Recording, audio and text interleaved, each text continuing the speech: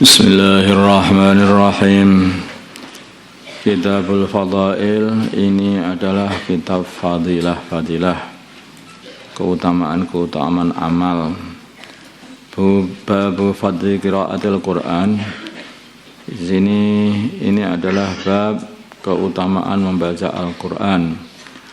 An Abi Umamah, dari Abu Umamah radhiyallahu ta'ala anhu qala, berkata Abu Umamah, sami'tu Rasulullah sallallahu alaihi wasallam, aku mendengar baginda Nabi Rasulullah sallallahu alaihi wasallam, yaqulu, beliau bersabda, iqra'u, bacalah kalian semua Al-Qur'an, fa innahu, maka sungguhnya Quran ya'ti akan datang yaumul qiyamah, pada hari kiamat, syafi'an, sebagai pembela, li ashabihi, bagi orang yang mau membaca Al-Quran. Rawahu Muslim. Baca Quran ini memang diprogramkan kan, maksudnya ditata setiap hari itu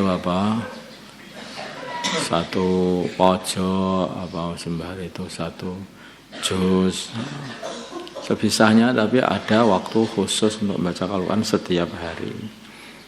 Sampai kalau yang hafid Quran ya diusahakan sedikitnya 3 juz, walaupun dibaca dengan binadhar, kan mereka kan sudah lancar membaca Al-Qurannya.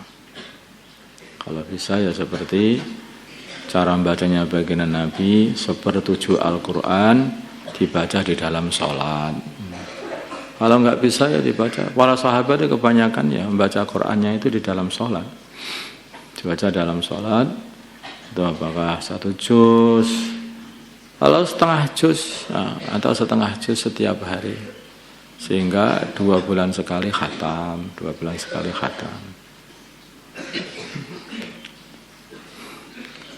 Kalau nggak bisa 1 Jumat sekali khatam. Tapi yang jelas harus punya target setiap hari itu untuk membaca Al-Quran. Biar apa? Biar dapat syafaatnya Al-Quran. Wa an-Nawas bin Sam'an, dari Nawas bin Sam'an radhiyallahu ta'ala anhu, qala, berkata Nawas, sami'tu, aku mendengar Rasulullah sallallahu alaihi wasallam yaqulu, bersabda, yu'ta, akan didatangkan yaumul qiyamah, pada hari kiamat, bil Qur'ani, Al-Qur'anu ahlihi, dan pembaca Al-Qur'an, alladzina, yaitu orang-orang kanu yang adanya dulu ya di dunia, ya'maluna, mereka mengamalkan bihi Al-Quran, fitunya, di dunia ada. Taqdumuhu, mendahului dia. Taqdumuhu, Al-Quran mendahului dia, si pembaca Al-Quran. Taqdumuhu, mendahului dia. Suratul Baqarah, surat Baqarah, wa Ali Imran, dan Ali Imran. Jadi sebelum sowan kepada Allah, Al-Quran sudah mendahului dia ini untuk sowan kepada Allah. Tuhajani, mereka berdua, yaitu surat Al-Baqarah dan surat Ali Imran, keduanya membela an sahibiha, dari membela an sahibiha, orang yang membaca, an sahibihima, orang yang membaca surat Ali Imran dan Al-Baqarah. Rawahu Muslim. Dia membaca Al-Quran nanti ini akan dibela oleh Al-Quran. Sebelum dihisab itu aja sudah didahului oleh siapa itu, surat Al-Baqarah dan surat Ali Imran. Enggak tahu apakah ini nanti diwujudkan suatu makhluk atau bagaimana, wallahu a'lam kondisinya, yang akhirnya membela si pembacanya ini supaya si pembacanya diampuni dosa-dosanya oleh Allah. Rawahu Muslim. Wa Utsman bin Affan, dari Utsman bin Affan radhiyallahu ta'ala anhu, qala, berkata Sayyidina Utsman, jadi kita ini di sini ini ya pondok tahfidz, disuruh membaca Al-Quran setiap hari. Maksudnya biar membiasakan baca Al-Quran. Harus bayar apa? Ya biar dibela Al-Quran nanti di akhirat sana. Tapi ini harus kamu lihat ya, kanu ya'maluna bihi, yang mana dulunya mereka adalah mengamalkan Al-Quran. Jadi yang dimaksud pembaca Al-Quran ini ini adalah bukan hanya membaca tetapi mengamalkan isi Al-Qur'an. Al-Qur'an. Wa Utsman bin Affan dari Utsman bin Affan radhiyallahu taala anhu. Qala berkata Sayyidina Utsman qala bersabda Rasulullah sallallahu alaihi wasallam, khairukum man ta'allama al-Qur'an wa 'allamah. Khairukum sebaik-baik kalian man adalah orang ta'allama yang mempelajari Al-Qur'an wa 'allamahu dan mengajarkannya. Rawahul Bukhari. Kayak di sini itu kan di samping menghafal Al-Qur'an maka juga diajari untuk memahami makna Al-Qur'an. Paginya menghafal, nanti sorenya belajar memahami makna Al-Qur'an, belajar ngaji diniyah itu loh, hakikatnya belajar diniyah itu kan memahami makna Al-Qur'an. Sehingga nanti kalau kamu membaca Al-Qur'an tahu maknanya. Jangan sampai terjadi pembaca Al-Qur'an karena kamu nggak tahu isinya Al-Qur'an malah mengamalkan larangan-larangan Al-Qur'an. Mana kena laknat Al-Qur'an. Al-Qur'an melaknat orang-orang yang zalim. Lah kamu ora zalim, malah zalim sendiri, kena sendiri. Makanya itu penting di samping mempelajari lafaz Al-Qur'an juga mempelajari makna Al-Qur'an, memahami isinya. Dan umur kita ini tidak mahal. Ada orang ya tidak menyalahkan kalau orang pengen menghafal Al-Qur'an gitu.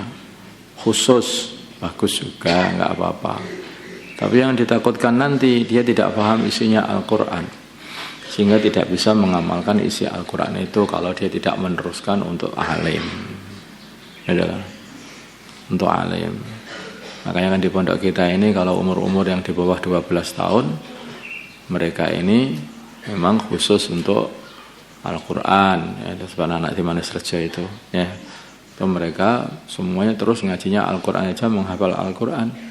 Tapi begitu sudah umur 12 tahun maka harus juga ngaji diniyah. Karena itu harus balapan sama umur masalahnya itu. Ya. Balapan sama umur. Nah kalau belum menghafal Al-Qur'an hanya langsung ngaji diniyah begitu saja ya enggak apa-apa, selesaikan diniyahnya. Habis diniyah kita buat juga khusus untuk anak-anak yang sudah khatam diniyahnya. Nah, maka ada kata khusus Quran juga untuk anak-anak besar yang sudah khatam daurah ya. Nah, supaya nanti juga begitu membaca Al-Qur'an paham semuanya maknanya, itu seperti orang Arab membaca Quran saja maksudnya. Ini memudahkan menghafal juga. Jadi kalau menghafal setelah daurah juga lebih mudah karena tahu maknanya, banyak tahu maknanya. Kalau menghafal itu sebelum masuk diniyah juga bagus karena itu juga lebih nancep juga. Nah, anak kecil itu kalau menghafal juga nancep. Kalau menghafal bareng-bareng sama diniyahnya ya bagus, sehingga tidak bosan setiap hari. Itu membaca Qur'annya hanya setengah hari saja, mulai jam 6:30 sampai 9:30 ya. Sampai gitu aja. Sore nanti sudah ganti kitab, sehingga enggak bosan. Terus sama isi istiqomah. Paling enak. Malah manusia itu bosan itu. Setiap hari dikasih permen terus juga bosan, ya. Dikasih nasi terus juga bosan. Pengennya berganti-ganti. Wa an Utsman bin Affan radhiyallahu anhu wa an Aisyah dari Sayyidah Aisyah radhiyallahu taala anha qalat, berkata Sayyidah Aisyah qala bersabda Rasulullah sallallahu alaihi wasallam, alladzi orang yaqra'ul Qur'an yang membaca Al-Qur'an wa huwa sedangkan dia mahir bihi dengan Al-Qur'an ma'as safaratil kiramil barrah beserta para malaikat yang hilir mudik dari langit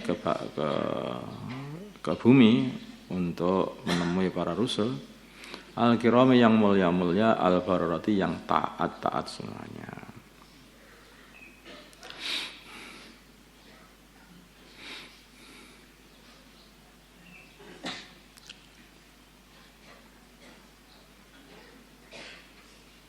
Atau yang dimaksud itu adalah malaikat yang wirawiri dari ke langit ke bumi gitu saja, yang mereka mencatat amalan-amalan hamba juga bisa. Sehingga malaikat yang selalu safar dari langit ke bumi, bumi ke langit terus begitu bersama mereka. Ini tingkatan tinggi.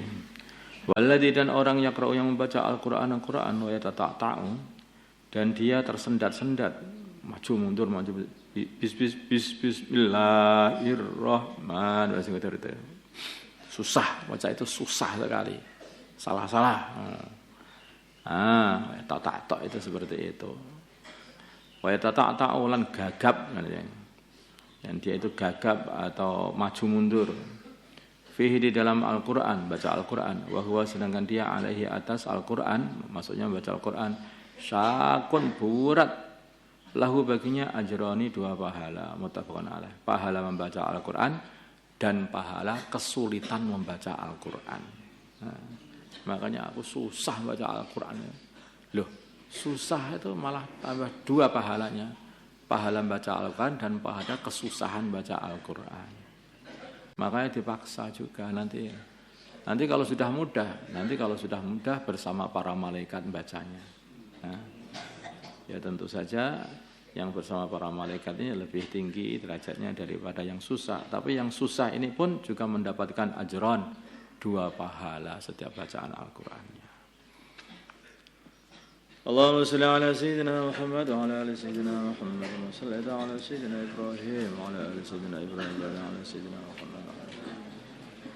Allahumma arham sayyidina Muhammad, Allahumma ighfir li sayyidina Muhammad, Allahumma aslih alih baina qulubi ummati sayyidina Muhammad, Allahumma ansur ummati sayyidina Muhammad, Allahumma asbih sultanan nasira. Sallallahu alaihi sayyidina Muhammad nabiyil ummi wa ala alihi wasallam. Alhamdulillahirabbil alamin. Al-Fatihah.